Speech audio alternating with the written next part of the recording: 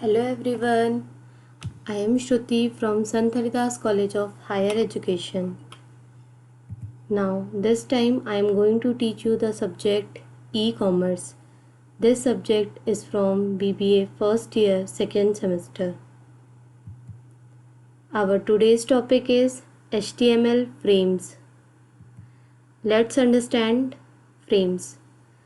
The window is divided up into frames in a similar pattern to the way tables are organized into rows and columns.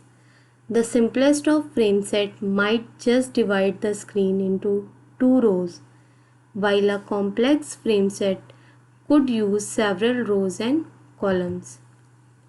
To create a frame set document, first you need the frame set element, which is used instead of the body element. The frame set defines the rows and columns your page is divided into, which in turn specify each individual frame will go. Each frame is then represented by a frame element. HTML frames, frame tags. Frame set tag holds two or more frame elements. Frame tag defines a frame window within a frame set. HTML frames divide the browser window into pieces. Display multiple HTML documents in the same browser window. Each HTML document is called a frame. A different HTML page loads in each piece and can be manipulated independently of the others. For example, frame set calls 25% and 75%.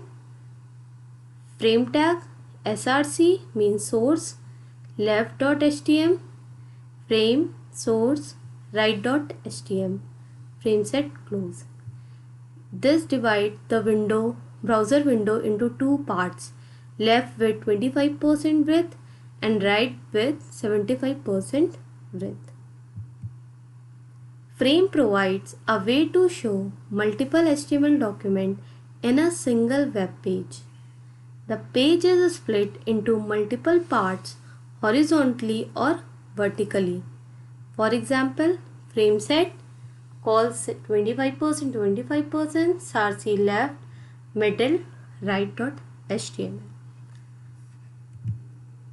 Embedded frames provide a way to show one website inside another website. Example of embedded frames here. Advantage of using frames: flexibility in design, information in different web pages, remove redundancy, site easier to manage, update only a few files rather than the whole.